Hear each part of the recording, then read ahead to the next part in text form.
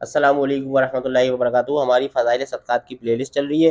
آج ہماری video number 19 ہے، پیج نمبر 78 سے پڑھیں گے۔ بنی اسرائیل کے ایک آدمی نے اپنے دل میں کہا کہ آج رات کو چپکے سے صدقہ کروں گا، چنانچہ رات کو چپکے سے ایک آدمی کے ہاتھ میں مال دے کر چلا آیا۔ صبح کو لوگوں میں آپس میں چرچا ہوا کہ رات کو کوئی شخص ایک چور کو صدقہ دے گیا۔ اس صدقہ کرنے والے نے کہا، یا اللہ، چور پر صدقہ کرنے میں بھی تیرے ہی لیے تعریف ہے کہ اس سے بھی زیادہ بدحال کو دیا جاتا، تو ہی بتا میں کیا کر سکتا تھا۔ پھر اس نے دوبارہ ٹھانی کہ آج رات کو پھر صدقہ کروں گا کہ پہلا تو ضائع ہو گیا۔ چنانچہ رات کو صدقہ کا مال لے کر نکلا اور اس کو ایک عورت کو دے آیا۔ یہ خیال کیا ہوگا کہ یہ تو چوری کیا کرے گی۔ صبح کو چرچا ہوا کہ رات کو کوئی شخص فلاں بدکار عورت کو صدقہ دے گیا۔ اس نے کہا، یا اللہ، تیرے ہی لیے تعریف ہے زنا کرنے والی عورت پر بھی کہ میرا مال تو اس سے بھی کم درجے کے قابل تھا۔ پھر تیسری مرتبہ ارادہ کیا کہ آج رات کو ضرور صدقہ کروں گا۔ چنانچہ رات کو صدقہ لے کر گیا اور اس کو ایک شخص کو دے دیا جو مالدار تھا۔ صبح کو چرچا ہوا کہ رات ایک مالدار کو صدقہ دیا گیا۔ اس صدقہ دینے والے نے کہا، یا اللہ، تیرے ہی لیے تعریف ہے چور پر بھی، زنا کرنے والی عورت پر بھی اور غنی پر بھی۔ رات کو خواب میں دیکھا کہ تیرا صدقہ قبول ہو گیا ہے۔ تیرا صدقہ چور پر اس لیے کرایا گیا کہ شاید وہ اپنی چوری کی عادت سے توبہ کر لے، اور زانیہ عورت پر اس لیے کہ وہ شاید زنا سے توبہ کر لے۔ جب وہ یہ دیکھے گی کہ بغیر منہ کالا کرائے بھی اللہ جل شانہ عطا فرماتے ہیں تو اس کو غیرت آئے گی۔ اور غنی پر اس لیے تاکہ اس کو عبرت حاصل ہو کہ اللہ کے بندے کس طرح چھپ کے صدقہ کرتے ہیں، اس کی وجہ سے شاید وہ بھی اس مال میں سے جو اس کو اللہ جل شانہ نے عطا فرمایا ہے صدقہ کرنے لگے۔ فائدے میں شیخ الحدیث رحمۃ اللہ لکھتے ہیں کہ ایک حدیث میں یہ قصہ اور طرح سے ذکر کیا گیا ہے، ممکن ہے کہ وہ دوسرا قصہ ہو، کہ اس قسم کے متعدد واقعات میں کوئی اشکال نہیں، اور اگر وہ یہی قصہ ہے تو اس سے اس قصے کی کچھ وضاحت ہوتی ہے۔ طاؤس رحمۃ اللہ علیہ کہتے ہیں کہ ایک شخص نے منت مانی کہ جو شخص سب سے پہلے اس آبادی میں نظر پڑے گا اس پر صدقہ کروں گا۔ اتفاق سے سب سے پہلے ایک عورت ملی، اس کو صدقے کا مال دے دیا۔ لوگوں نے کہا، یہ تو بڑی خبیث عورت ہے۔ اس صدقہ کرنے والے نے اس کے بعد جو شخص سب سے پہلے نظر پڑا اس کو مال دیا۔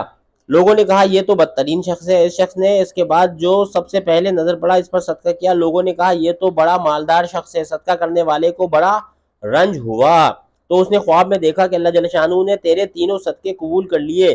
وہ عورت فاحشہ عورت تھی، لیکن محض ناداری کی وجہ سے اس نے فعل اختیار کر رکھا تھا۔ جب تو نے اس کو مال دیا تو اس نے یہ برا کام چھوڑ دیا۔ دوسرا شخص چور تھا، وہ بھی تنگ دستی کی وجہ سے چوری کرتا تھا۔ تیرے مال دینے پر اس نے چوری سے علیحدگی اختیار کر لی۔ تیسرا شخص مالدار ہے اور کبھی صدقہ نہ کرتا تھا۔ تیرے صدقہ کرنے سے اس کو عبرت ہوئی کہ میں اس سے زیادہ مالدار ہوں، اس لیے زیادہ صدقہ کرنے کا مستحق ہوں۔ اب اس کو صدقہ کرنے کی توفیق ہو گئی۔ اس حدیث شریف سے یہ بات واضح ہو گئی کہ اگر صدقہ کرنے والے کی نیت اخلاص کی ہو، اخلاص کا مطلب صرف اللہ کی رضا کے لیے ہو، اور اس کے باوجود وہ بے محل پہنچ جائے تو اس میں بھی اللہ جل شانہ کی کوئی حکمت ہوتی ہے۔ اس سے رنجیدہ نہ ہونا چاہیے۔ آدمی کا اپنا کام یہ ہے کہ اپنی نیت اخلاص کی رکھے کہ اصل چیز اپنا ہی ارادہ اور فعل ہے۔ اور ان صدقہ کرنے والے بزرگ کی فضیلت بھی ظاہر ہوئی کہ باوجود اپنی کوشش کے جب صدقہ بے جگہ صرف ہو گیا، یعنی بے جگہ جہاں کرنا تھا وہاں نہیں ہو سکا ان کے کہنے کے مطابق، تو اس کی وجہ سے بددل ہو کر صدقہ کرنے کا ارادہ ترک نہیں کیا، بلکہ دوبارہ پھر تیسری دفعہ بھی صدقے کو اپنا مصرف پر خرچ کرنے کی کوشش کرتے رہے۔ یہی وہ ان کا اخلاص اور نیک نیتی تھی جس کی برکت سے تینوں صدقے قبول بھی ہو گئے اور قبول کی بشارت بھی خواب میں ظاہر ہو گئی۔ حافظ ابن حجر رحمۃ اللہ علیہ فرماتے ہیں کہ اس حدیث سے یہ بات معلوم ہوئی کہ اگر صدقہ ظاہر کے اعتبار سے اپنے محل پر خرچ نہ ہوا ہو تو اس کو دوبارہ ادا کرنا مستحب ہے، اور دوبارہ ادا کرنے سے اکتانا نہیں چاہیے۔ جیسا کہ بعض بزرگوں سے منقول ہے کہ خدمت کو قطع نہ کر اگرچہ عدم قبول کے آثار ظاہر ہو۔ علامہ عینی رحمۃ اللہ فرماتے ہیں کہ اس سے یہ بات بھی معلوم ہوئی کہ اللہ جل شانہ آدمی کی نیک نیتی کا بدلہ ضرور عطا فرماتے ہیں، اس لیے کہ ان صدقہ کرنے والوں نے خالص اللہ کے واسطے صدقہ کرنے کا ارادہ کیا تھا، اسی لیے رات کو چھپا کر دیا تھا، تو حق تعالی شانہ اس کو قبول فرمایا اور بے محل خرچ ہو جانے کی وجہ سے مردود نہیں ہوا۔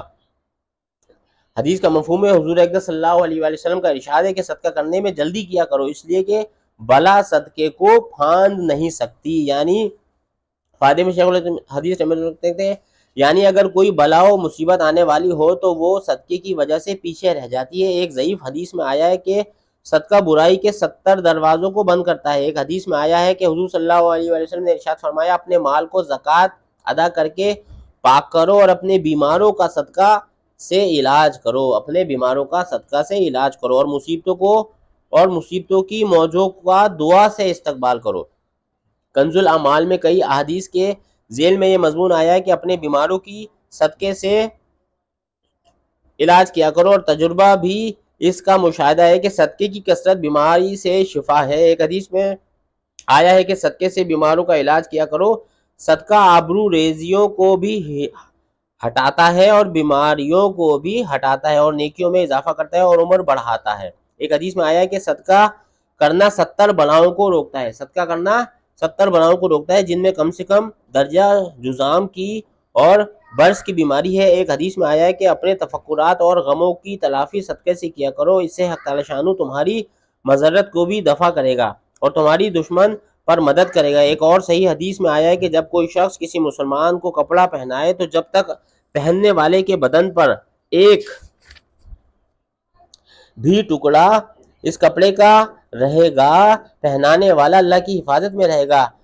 ابن ابی الجہد رحمۃ اللہ علیہ کہتے ہیں کہ صدقہ برائیوں کے 70 دروازے بند کرتا ہے۔ ایک حدیث میں ہے کہ صبح کو سویرے سویرے صدقہ کر دیا کرو اس لیے کہ بلا صدقے سے آگے نہیں بڑھتی۔ آیات کے ذیل میں نمبر 9 پر ابن ابی الجعد رحمۃ اللہ کہتی کی نقل سے ایک واقعہ بھی بھیڑیے کا گزر چکا ہے اور متعدد روایت اس مضمون کی گزر چکی ہیں۔ حضرت انس رضی اللہ تعالیٰ عنہ حضور اقدس صلی اللہ علیہ وآلہ وسلم کا ارشاد نقل کرتے ہیں کہ صدقہ اللہ جل شانہ کے غصے کو دور کرتا ہے اور بری موت کو ہٹاتا ہے۔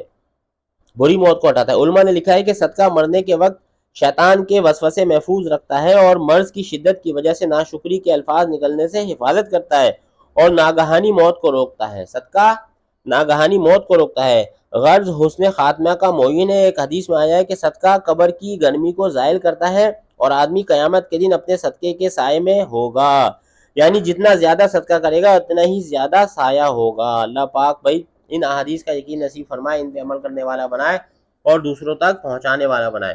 ہماری پلے لسٹ چل رہی ہے پوری، اگر آپ اس کو دیکھنا چاہتے ہیں ہمارے چینل کو سبسکرائب کریں، پیچھے ویڈیوز ہیں پوری ان کو دیکھیں، ویڈیوز آپ کو پسند آتی ہیں اس کو لائک کریں۔ ملتے ہیں آپ سے اگلی ویڈیو میں۔ السلام علیکم ورحمۃ اللہ۔